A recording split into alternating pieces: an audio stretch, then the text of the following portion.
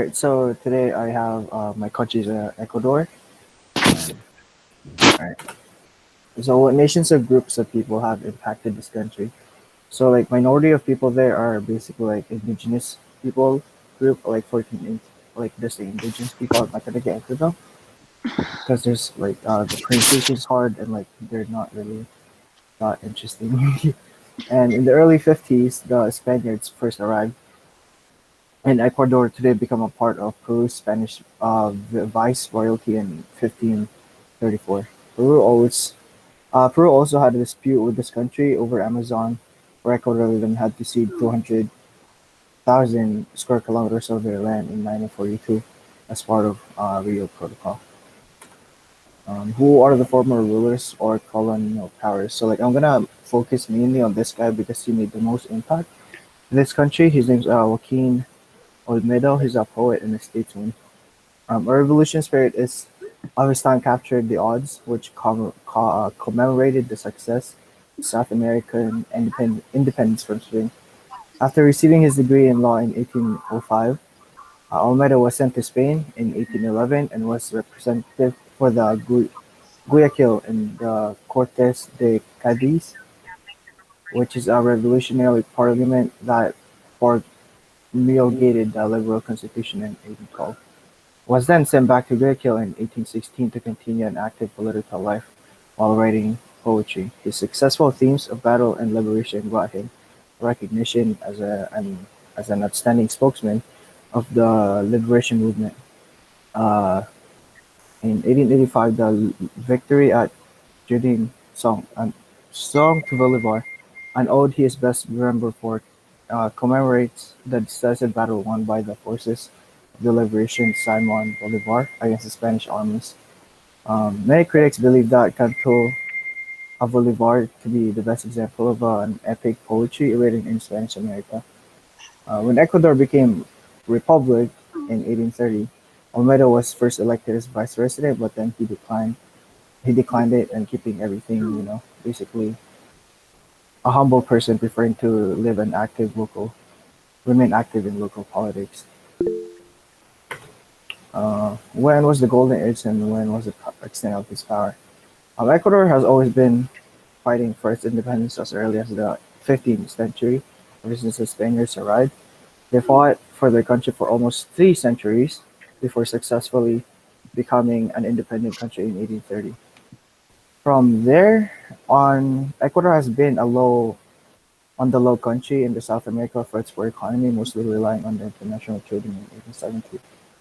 But in 70, in combination of dramatic international price increases for petroleum, the production and export of its oil began in early as 1970 and made significant contribution, ex, ex, like basically exceeding its economic growth. How did it achieve its independence? Its people celebrated in what is now Ecuador's official Independence Day on May 24th, on 1822. The rest of Ecuador achieved independence after Antonio José de Sucre defeated the Spanish royalty in Battle of Picaña near Quito. The long-run revolution has not started for its failing economy because people believe that Spaniards in control was not the best idea for its economical strategies that seemed to not have any progress in the country itself. After the independence, it was also stated that thousands of black slaves were also freed. What are the significant military, political, economic, and social events that have shaped this country? Ecuador's military has been under civilian supervision. The chief executive is the president of Ecuador, currently Lenin Moreno. The Ecuadorian army has been involved in many border disputes with Peru and has been providing military observers and troops to the United States since 1948. Ecuador, which is like known for its the largest exporter of banana, also remains an important transit country for narco trafficking. Its dollarized economy is heavily dependent on petroleum, which accounts for more than half of export earning. It's nearly 25% of sale in the public sector. About 20% of the population is now living below poverty line. What does your country see as the most important problem in the world? Ecuador faces a lot of chronic challenges to rights, including bad prison condition, legislation which gives authorities wide power to limit freedom of expression and independence of judiciary, judiciary and comprehensive restriction on the access of female and girls to reproductive health care. President Moreno then stated that if voted in plan to change the constitution on February 2018, the electors approved both measures, including the reversal of the indefinite re-election of elected officials, the end of limitation of sexual offenses against children and the nomination, and the replacement of the major state agencies and authorities of the new Citizens Transition Council. At the time of publication, many officials, including the procurement minister, the ombudsman, and the solicitor general, had been removed and appointed as an interim replacement. What are your traditional allies? The Ecuador has always been had a close relationship with Australia. Business summit was held with Australia. The Australia Ecuador Business Summit was held in Quito and in November 2017 to encourage the skill and the abilities of Australia to help growing mining industries in Ecuador. The summit focused on Australian mining capabilities and early building phases, particularly skill growth, drilling and managing resources, including water and the environment and the community relations. Ecuador also is an affiliate party for the Pacific Alliance, and the United States has always been uh, Ecuador's like principal trading partner. What is its role in the world affairs? Multilateral responses to diplomatic issues have become the focus on Ecuador. Ecuador, along with many other countries, is also part of the UN. Peace deal between Ecuador and Peru has been reached in 1998, which had been fastering since the Rio Protocol was signed in 1942. Occasionally, this was protracted boundary dispute broke out in an army aggression along the unmarked areas. The last confrontation being in 1995. The U.S. government has played an important part in ending the war, becoming one of the four guarantee nations. In February 1995, the peace treaty brokered by four guarantors led to an end to hostiles and military deployment to Ecuador, Peru, which monitored the zone. In addition to helping broker the peace accord, the U.S. has been active in demining the former area in conflict and supporting welfare and economic projects in the border area.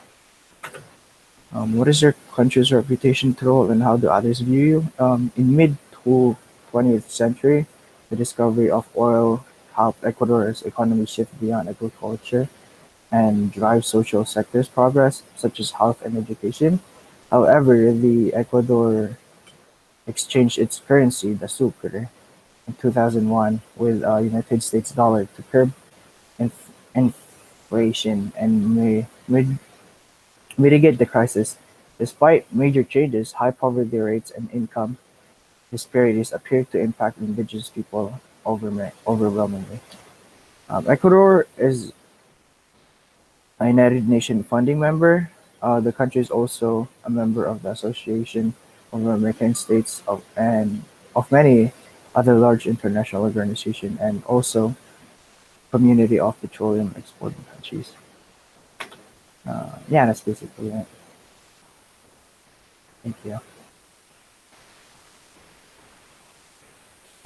All right, thank you very much. Um, Tyler, last but not least. No one else has missed theirs, right? Everyone else did that. Good. Tyler, turn on your mic, all that stuff. Do it.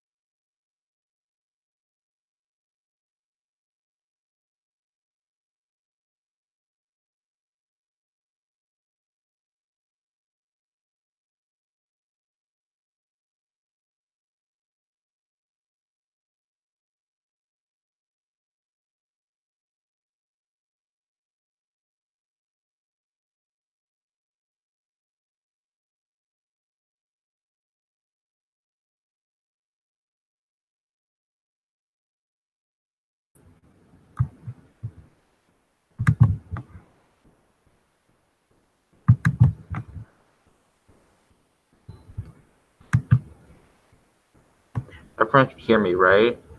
I can only hear you there because my mic's off, or my thing's off. Okay, but like everyone else could. Yeah, we can hear you. Cool. So my presentation is on Switzerland. If it loads.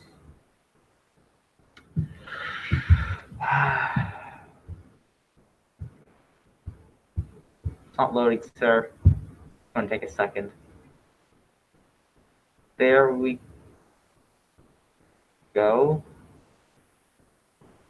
Um, the title's not there for some reason. I don't know why. Oh, I didn't know I put a fade effect. So my project is on Switzerland. Um, my first part is on independence in the early years of the country. So before 1848, Switzerland had like many phases, but that's when the Switzerland that we now know came to formation. It was before then it was inhabited by humans for thousands of years. Um, but there was multiple states that preceded it, beginning with the very early version of Switzerland, which was formed with the signing of the Federal Charter of 1291. So this was called the Old Swiss Confederacy. That's the German name. German was spoken very often there, and that's kind of what it's most known by. But I cannot speak German, so I'm just going to pretend that the first name is good enough. Anyways, the Old Swiss Confederacy was founded sometime between the 1300 and 1315.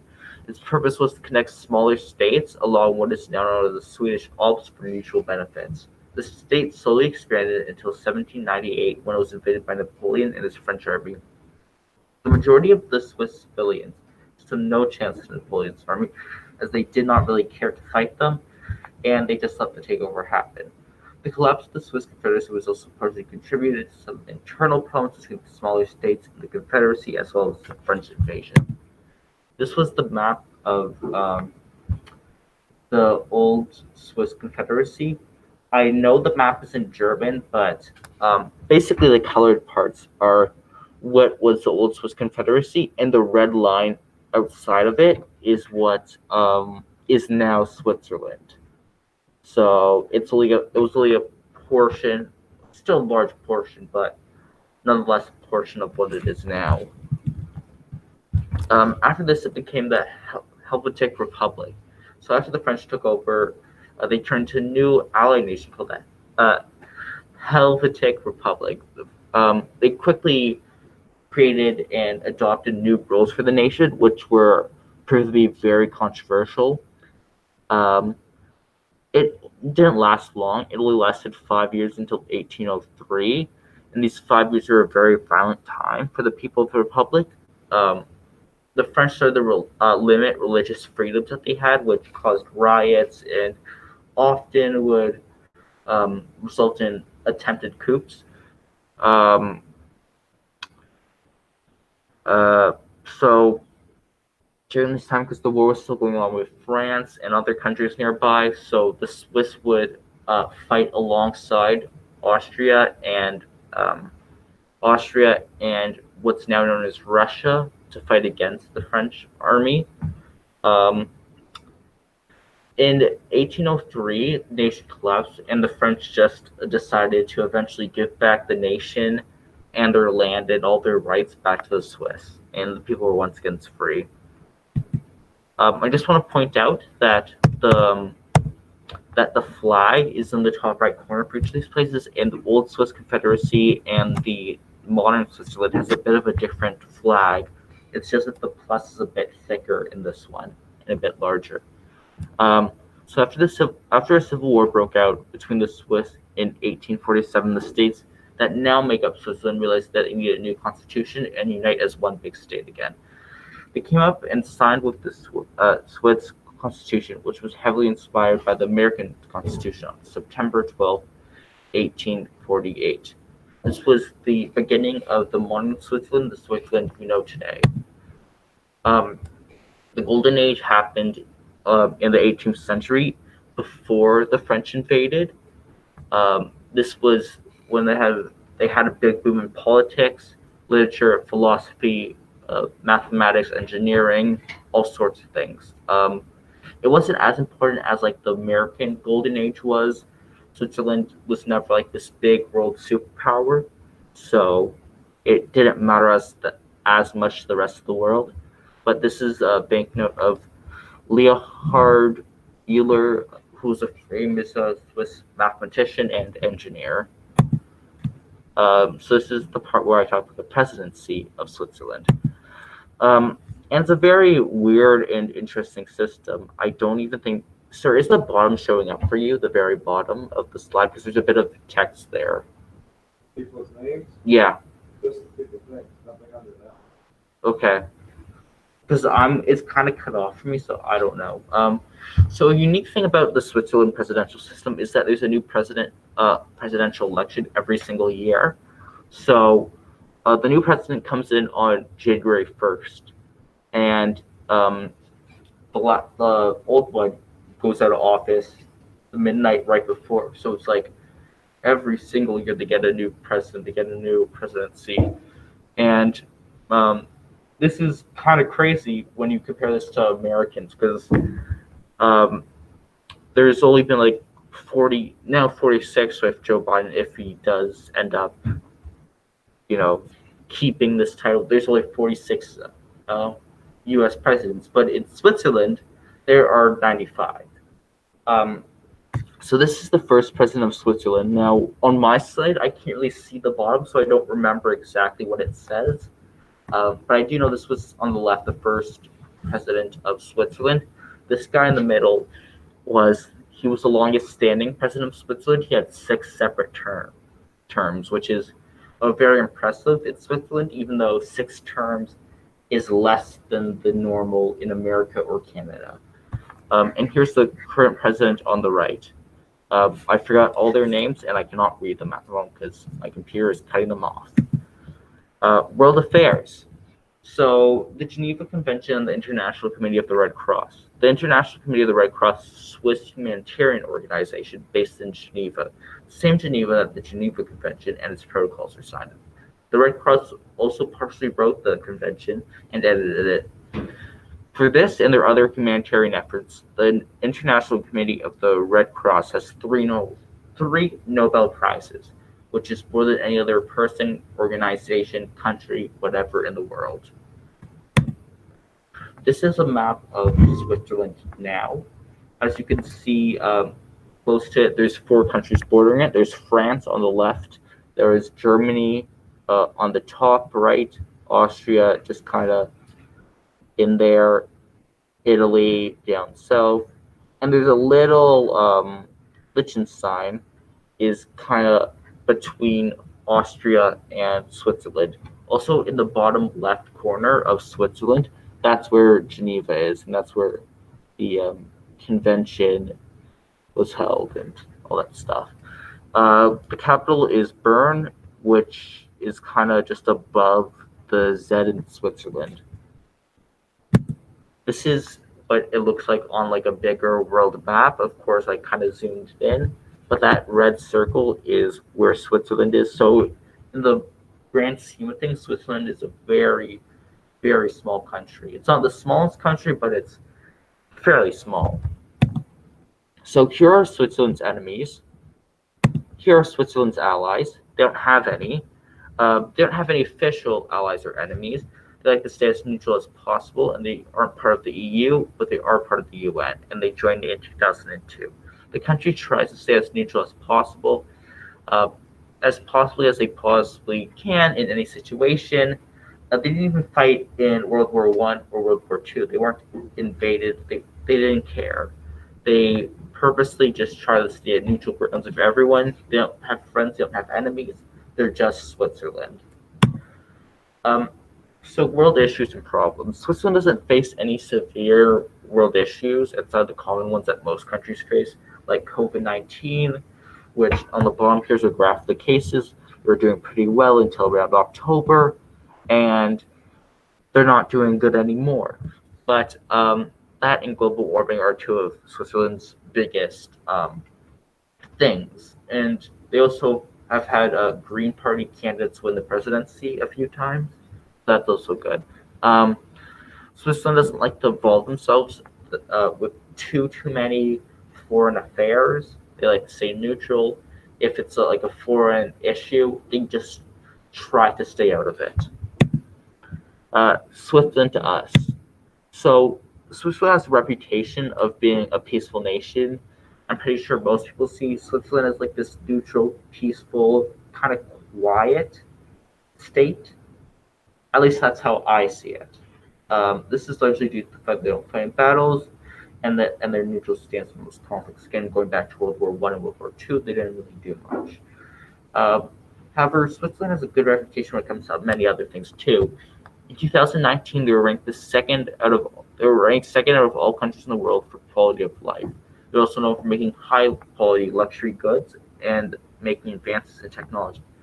Some products from Switzerland you might own um, are Swiss chocolates you've probably had before, and maybe a Swiss watch. It is so hard to talk in this mask at times. Um, Tourism is also very popular in Switzerland. Um, Due to its ski resorts and its hiking trails along the Alps. This is a small town. I forgot the name of it, but I just think it was a very nice and beautiful town. And just looking at this image, I understand why it's a tourism destination. Um, so it's a land in the natural environment of Switzerland, which makes a lot of people, which attracts a lot of people to come there, to look at it, to see it for themselves. And yeah, that's the end of my project.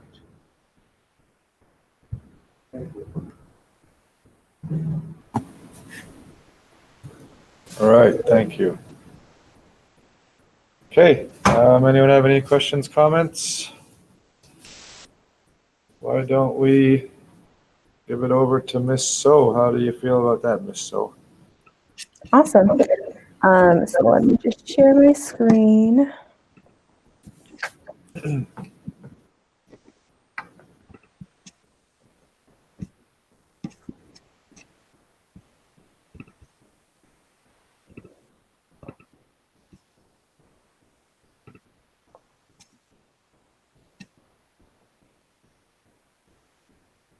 Okay.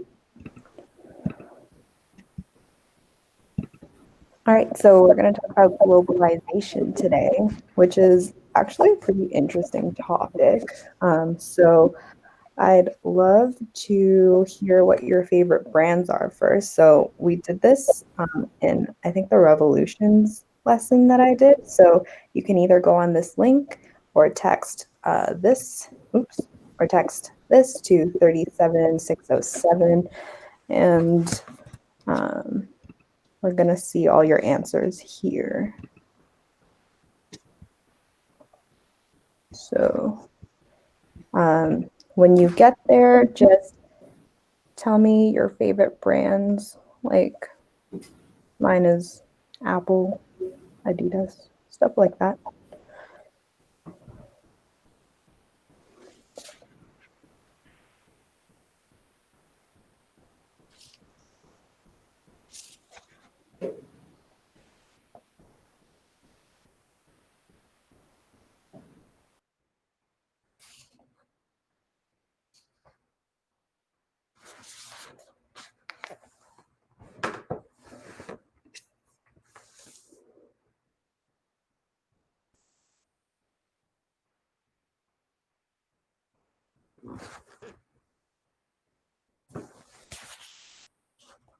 You can type more than one answer. So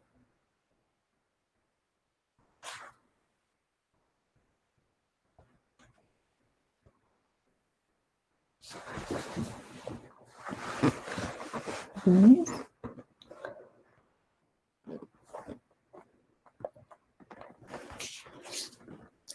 It can be anything like clothing, food, technology, Starbucks, same. And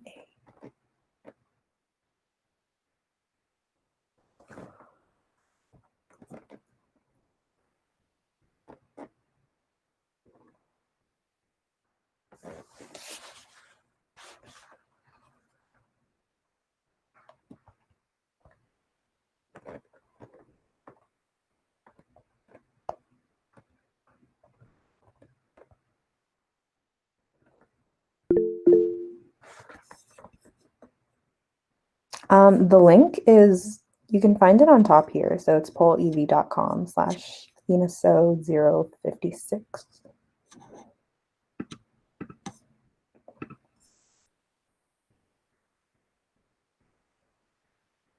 And it's only one word, so if you type in more words, it's going to come all separated.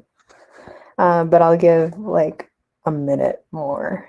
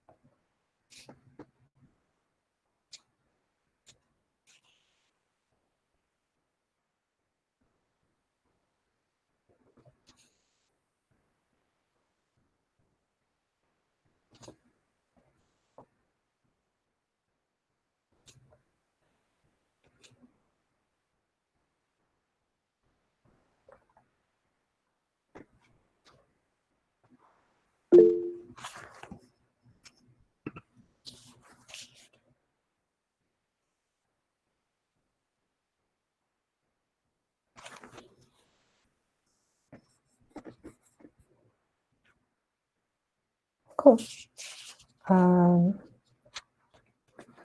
So here I see Zumiez, Aritzia, Chipotle, it moved, Starbucks, Apple, In-N-Out, Adidas, H&M, all that stuff.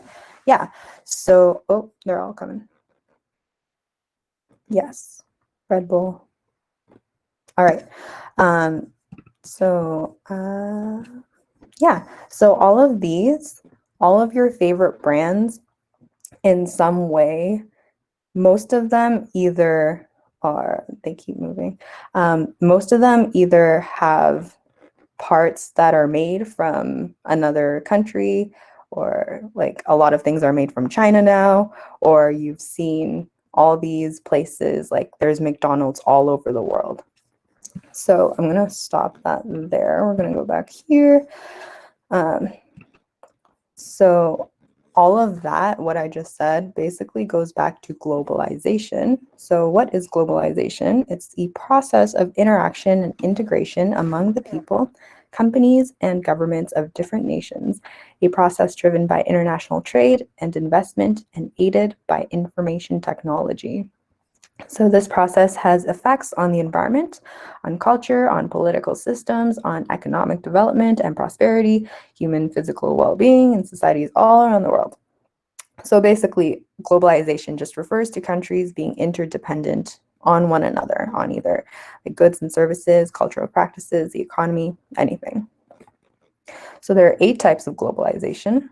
We'll talk about each of them. So there's financial, economic, technological, political, cultural, sociological, ecological, and geographical. So the first one is financial globalization, which basically means the world's financial systems have become intimately interconnected. So anything that happens in one place will most likely affect the other. So, for example, I have a picture here. The US, that is Black Tuesday, which is the US stock market crash in 1929. So, because that happened in New York, it didn't just affect New York, it also led to the worldwide Great Depression in the 1930s. So the wave continues in European markets, then back to American markets. It's important to note that financial globalization reflects interconnectivity of network of world cities and not nations. So it would happen in the New York stock market crash and affect different cities. Then we have economic globalization, which in the past, most corporations were linked or identified with a country, but today corporations are now transnational. So like Tim Hortons, we used to be Canadian, but then they sold to the Americans. So now we all know that Tim Hortons is not even Canadian anymore. But yeah, companies move their production and capital to any market that will benefit the company. So increase profits and share values. For example, Ford has plants in Mexico. Supporters will say that the increased global wealth means the increased standard of living, while detractors or the opponent will say that economic globalization tends to increase difference between the haves and have-nots and leads to the corporation having more power than countries. So things like McDonald's and Apple, like I am 100% team Apple. I have a MacBook and like iPad and everything.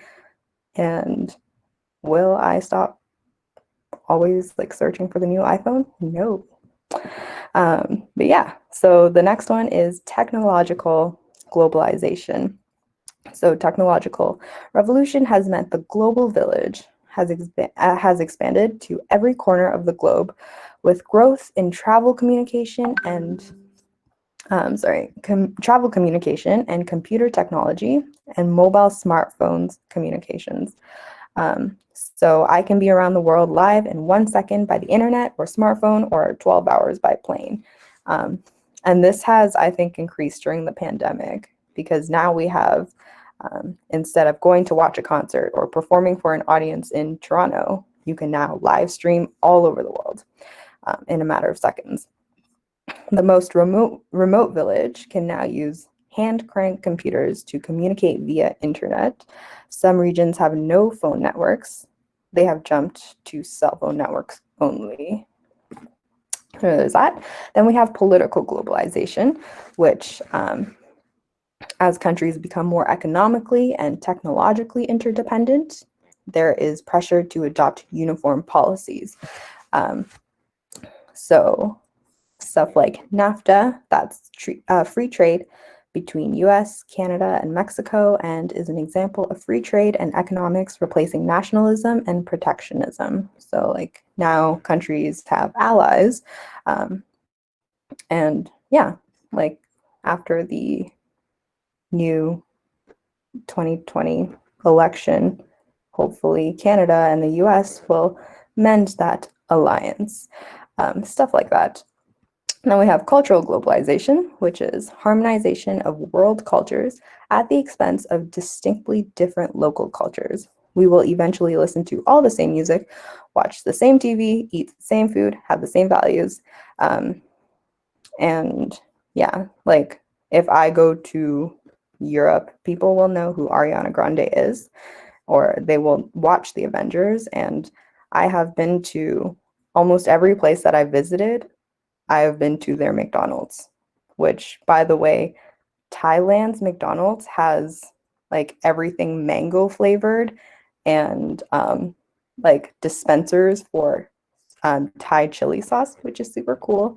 But yeah, just because it's different in every country, it's still McDonald's. So everyone knows the name McDonald's.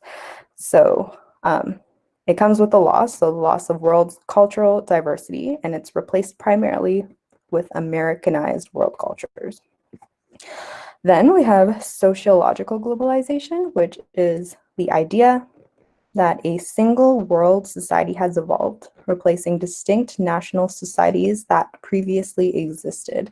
So in other words, they have one set of moral beliefs or religious beliefs, reaction of the West to Islamic fundamentalist countries and vice versa. So I see it, I put a picture of the Christmas market because although it closed this year, a lot of people worldwide know about Christmas, but not everyone celebrates Christmas. Yeah. So then there's ecological globalization, which says that the planet must be treated as a single ecological system, so an ecosystem, rather than a collection of separate ecological systems. So stuff like ozone depletion, global warming impacts the world, not just as a nation that did original damage.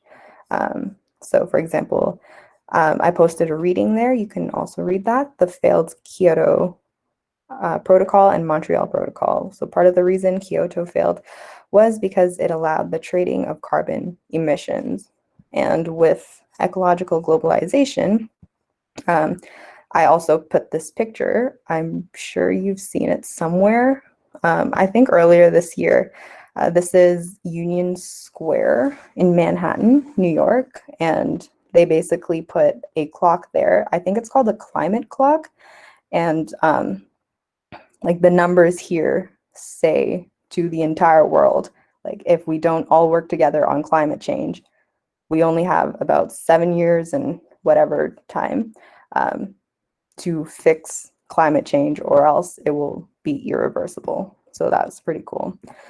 Then we have geographical globalization, which is geographers do not see the world in terms of relationships between countries anymore. Now they see it as a borderless world. So it's dominated by worldwide concerns influenced by networks of world cities. So stuff like ecological concerns, political, cultural, and economic concerns. The concerns about globalization, there's a lot. So the main ones are the loss of unique cultures.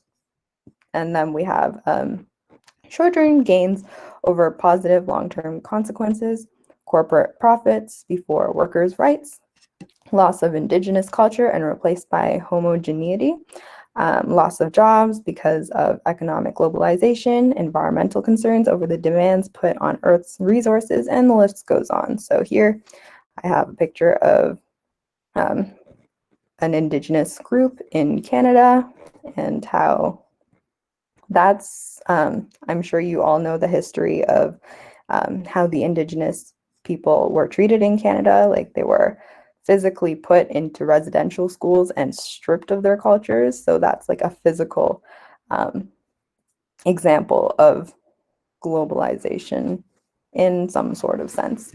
And then here we have like trillion-dollar companies, this guy sitting on money bags, and then all these people sitting on the same boat buying all their products. Yeah, so I have two videos. Pause that. So the first one is the companies that are more powerful than you realize, and you might recognize some of them. And then the second one is Obama talking about he's sort of supporting globalization. So let's start with this one.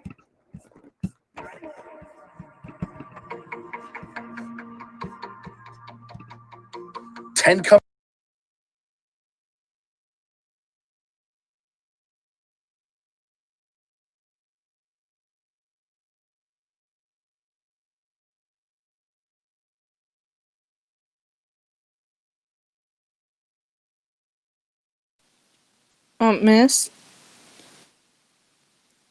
I don't hear anything. Oh, should I leave my mic on? And so, Let me know if this is good.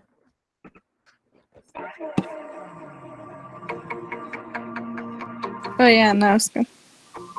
10 companies that secretly control the world. Number 10, Nestle. Most of the products that you buy are owned by a surprisingly small number of monopolistic companies. Take Nestle, for example. They own over 8,500 different brands in 80 countries. They start off with the kind of brands you'd expect: Aero, Kit Kat, Milky Bar, etc. But then there are some products that you probably never imagined would be owned by the chocolate giant, such as shredded wheat, Gerber baby food. Sorry.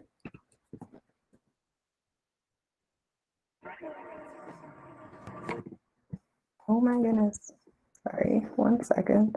And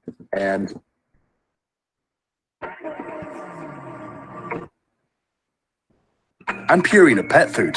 They also own approximately 23% of cosmetic powerhouse L'Oreal, which itself owns huge brands Garnier, Maybelline, and The Body Shop. And Nestle isn't the only food company whose reach is greater than you'd think. Kellogg's owns big brands Eggo, Pringles, and Cheez-It. PepsiCo owns Quaker Oatmeal, Cheetos, and Tropicana. And Kraft's acquisitions range from Oreos to Vegemite and Cadbury to Dairy Lee. So, how have Nestle used their massive clout? Well, as it turns out, not always for good. In 2013, the company was accused of depriving locals of water in a small Pakistani community by repurposing the local well for their bottled water production company Pure Life. Number 9, Lockheed Martin. With global military expenditure standing at over $1.7 trillion every year, it's no surprise that companies producing and supplying weapons exert a huge amount of power over world events. Lockheed Martin is the world's largest weapons manufacturer. They employ 126,000 people and rake in $69.3 billion a year in profit. National militaries around the world rely on Lockheed. For example, it's the US's largest government contractor, receiving 10% of the Pentagon's funds. They also supply weapons to Germany, India, Israel, Japan, the UK, and numerous other countries, showing the wide-reaching extent of their influence over worldwide conflicts. However, Lockheed Martin's control has spread beyond even this. They spend a great deal of money on lobbying, especially in America, investing approximately $10 million a year into this. They tend to offer their financial support to political candidates who advocate higher national defense spending in order to ensure more investment in their own products. Clever. Number 8, Quanta Computer Inc. Mac versus PC. It's been one of the biggest rivalries of the technological age. When buying a laptop, a lot of people have strong loyalties to one or the other, and it's a battle that shows no signs of dying down anytime soon. But at the end of the day, does it really matter? Macs, Dells, HPs, Sonys, Toshibas, all these laptops come from the same manufacturer, Quanta Computer Inc. Quanta is a Taiwan-based manufacturer of notebook computers and other electronic hardware, which was founded in 1988. The company has an estimated 31% worldwide market share of notebook computers. With approximately 70% of adults in the Western world owning a laptop, this equates to a simply gigantic reach for Quanta. It has also grown beyond laptop production and now has fingers in many technological pies. Quanta has influence in mobile communication, GPS systems, and home entertainment. In 2011, they even collaborated with Facebook as part of the Open Compute project, which aimed to create more efficient servers, storage, and data center hardware designs. Number 7, InBev. It's no secret that alcohol plays a big role in society. 56% of American adults questioned in a 2015 national survey admitted to drinking in the past month. An estimated 88,000 people die from alcohol-related causes every year, and excessive drinking costs the health service a staggering $223.5 billion a year. With such a variety of tipples available, you would expect the responsibility for alcohol consumption to fall onto a large number of different companies. But there is actually only one company who has a huge monopoly over the beer industry, InBev. It owns 46% of the beer market in America and has a net profit of $3.4 billion a year. In fact, most of the beers you can buy from a store belong to the InBev beer empire, including Stella Artois, Budweiser, Beck's, and Corona. InBev also have majority stakes in other huge companies, such as Grupo Modelo, which makes most of the beers in Mexico. Basically, whenever you're treating yourself to a beer or two, there's a very strong likelihood that your money will at some point end up in InBev's pocket. Number 6, Pfizer. The industry for painkillers, antibiotics, and vitamin supplements is currently booming, with experts estimating that the global pharma market will reach $1.12 trillion by 2022. This basically puts a large proportion of the world's population under the thumb of the planet's big pharmaceutical companies, such as Pfizer. Pfizer is an American-based global pharmaceutical corporation, making $40 billion in profit every year.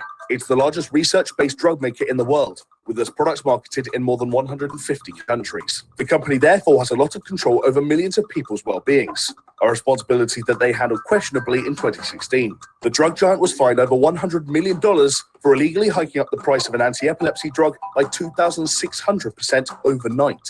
This directly affected how much the UK's National Health Service had to pay and stripped 50,000 people of potentially life-saving medication. The production of prescription drugs is the company's primary source of revenue, but Pfizer's worldwide control doesn't stop there.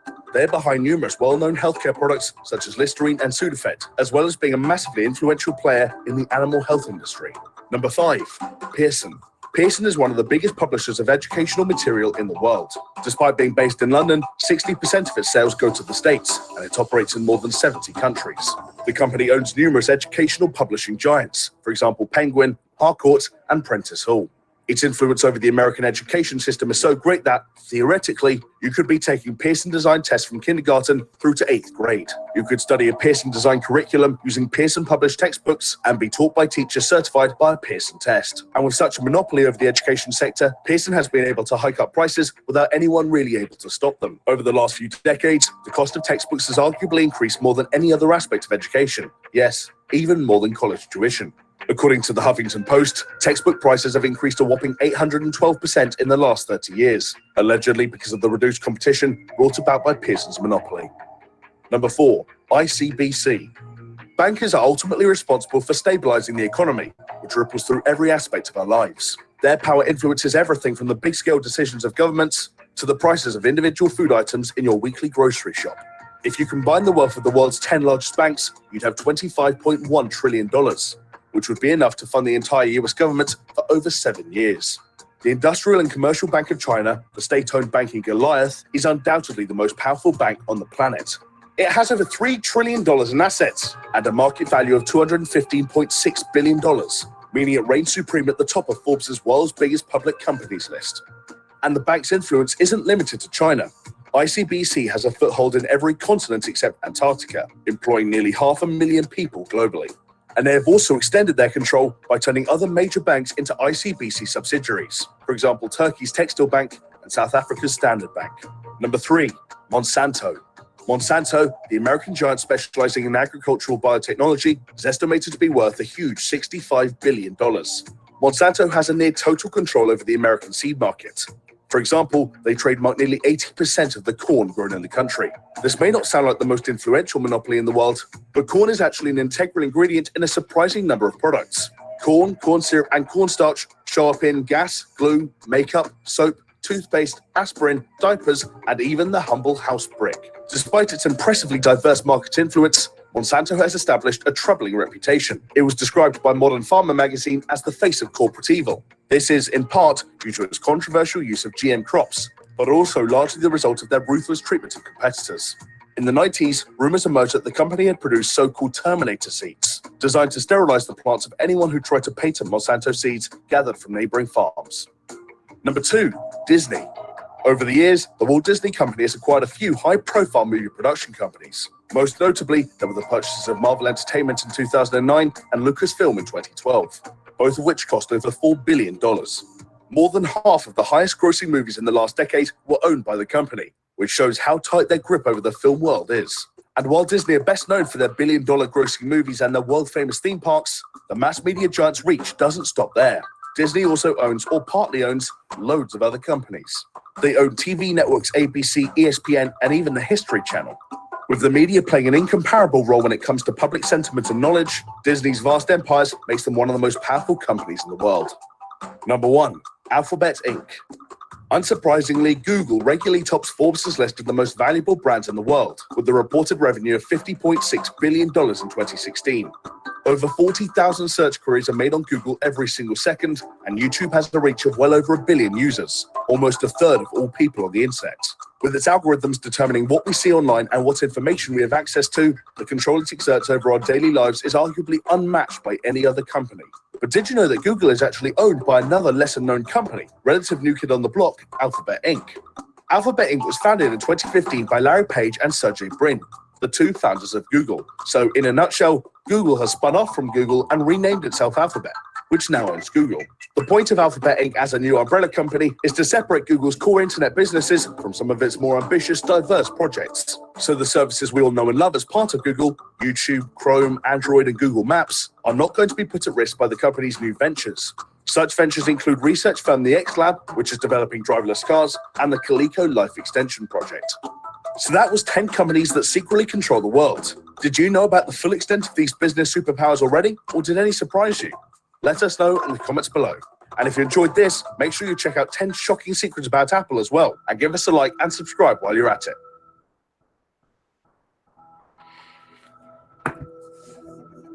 "10 shocking secrets about Apple." Okay, there's that. And last video. And so part of why this Global Entrepreneurship Summit has been so close to my heart, something that I've been so committed to, is because I believe all of you represent all the upside of an interconnected world, all the optimism and the hope and the opportunity that interconnected world represents. But it's also important in these discussions to find ways in which we are expanding and broadening the benefits of that interconnection to more and more people. And that's what so many of you are doing. You know, we're gathered here at Stanford in the heart of Silicon Valley, which is one of the great hubs of innovation and entrepreneurship, not just for America, but for the world. This is a place that celebrates our ability as human beings to discover and learn and to build, to question, to reimagine, to create new ways to connect and work with each other.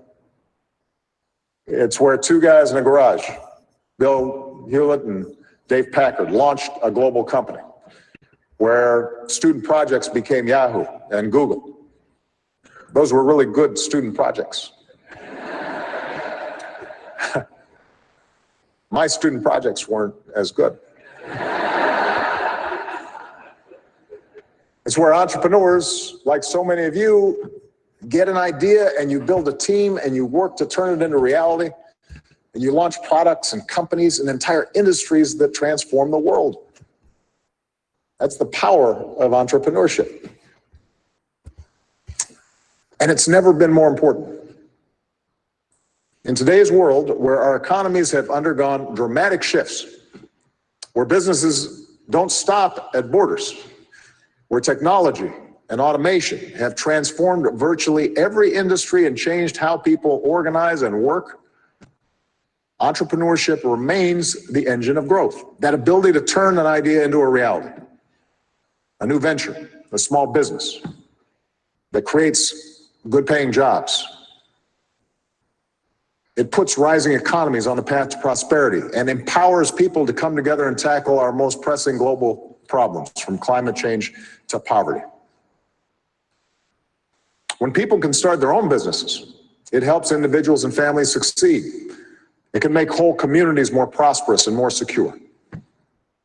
It offers a positive path for young people seeking the chance to make something of themselves, and can empower people who have previously been locked out of the existing social order, women and minorities, others who aren't part of the old boys network. Give them a chance to contribute and to lead. And it can create a culture where innovation and creativity are valued, where we don't just look at the way things have always been, but rather we say, how could things be? Why not? Let's make something new. The Spirit speaks to something deep inside of all of us, no matter who we are, what we look like, where we come from. You look out across this auditorium, you're all of different backgrounds and cultures and races and religions. Some of you are from teeming cities, others are working in small rural villages. But you have that same spark, that same creative energy to come up with innovative solutions to old challenges. And entrepreneurship is what gives people like you a chance to fulfill your own dreams and create something bigger than yourselves. We live in a time when more than half the world is under the age of 30. And that means we've got to make sure that all of our young people around the world have the tools they need to start new ventures and to create the jobs of the 21st century, and to help lift up entire populations.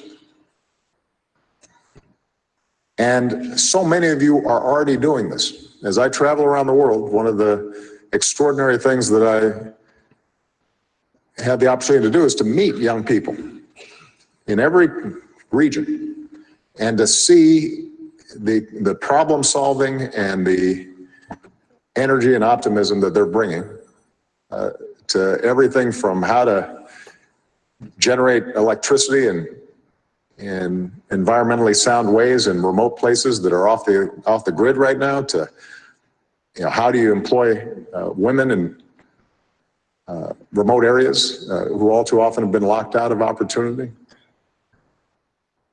You just see enormous creativity waiting to be tapped.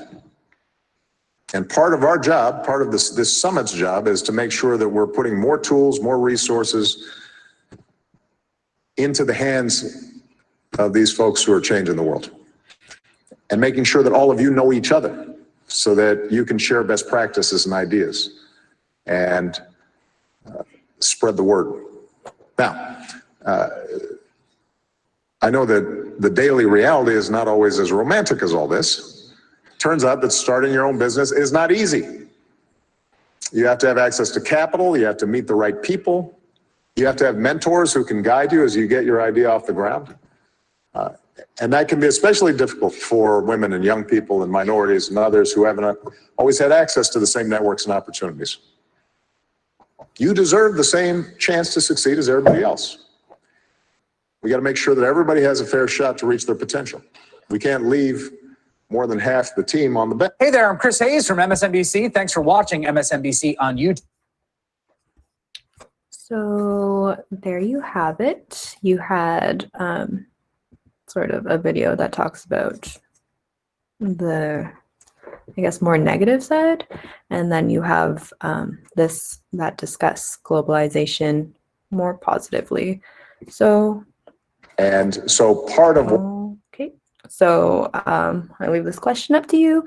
Has globalization done more damage than good, or vice versa? And if anyone has anything to say, they can. If not, then I just wanted to say, I think it depends on what country you are. Like, if you're in a third world country or a, first world. Because for some places like America or Canada, it could be good, but like the other places that actually make the stuff, like you said, Nestle just took this well from these people that use it. It wouldn't be like as beneficial as it is to us, I think.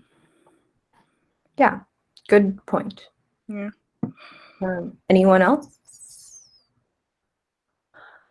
Okay, that is it for me.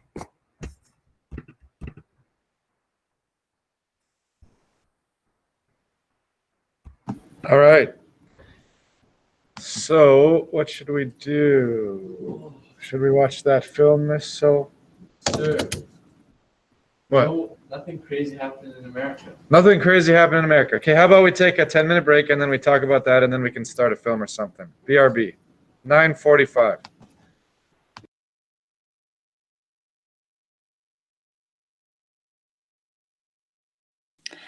Sir? Yes? Well, what do you think will happen in January? Will Trump just leave? Dina, Yeah. did you hear me what I just said? No? Okay, 10-minute break. Oh, okay. I'm sorry. Okay. I didn't hear And that. then we'll come back and talk.